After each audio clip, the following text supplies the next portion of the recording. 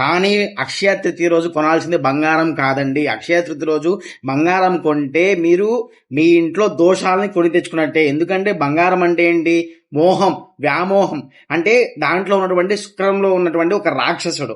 So మీరేం చేస్తారు? బంగారం కొనడం వల్ల మీ ఇంటి రాక్షసుడు మీరు కొని తెచ్చుకుంటారు. సో అక్షయ తృతీయ రోజు మీరు కొనంత బంగారం కాదు. మీరు మీ అక్షయ తృతీయ రోజు మీ పాపాన్ని మీరు పోగొట్టుకోవాలి. అంటే దానం చేయాల.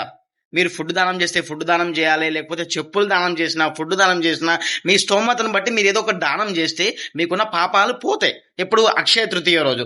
సో ఈ 2026లో అక్షయ తృతీయ ఎప్పుడు వస్తుంది?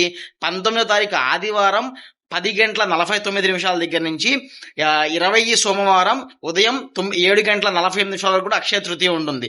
సో కానీ మన హిందూ శాస్త్రం ఏం చెప్తుంది? సూర్యోదయం ఉదయించేటప్పుడు ఏ తిథి అయితే ఉంటుందో ఆ తిథిని మనం ఫాలో అవుతాం. సో అందరూ కూడా 20వ తారీఖు సోమవారం అక్షయ తృతీయని చేసుకోవాలి. సో అప్పుడు మీరు చేయాల్సిందేంటి? మీ దగ్గర ఉన్న శివాలయం కానీ, లేకపోతే మీ దగ్గర ఏ టెంపుల్ ఉంటే ఆ టెంపుల్కి వెళ్ళి దర్శనం చేసుకుని స్వామివారికి సేవ చేసుకుని, సో మీకున్న దాంట్లో మీరు ఏదైనా దానం చేయటం వల్ల మీ జీవితంలో మీరు చేసిన పాపాలన్నీ కూడా పోతాయి. అలా కాకుండా మీ బంగారం కొన్నారనుకోండి, బంగారం అంటే ఏంటి? మోజు, వ్యామోహం.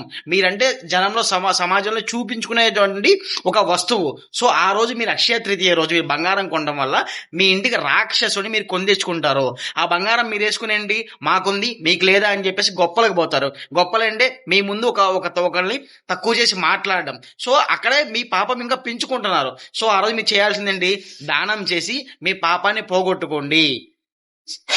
సర్వే జన సుఖినో భవంతు, లోక సమస్త సుఖినో భవంతు. మీ కన్నా మణికంఠ. మీకు ఏ సమస్యలు ఉన్నా సరే మా నెంబర్కి DM చేయండి.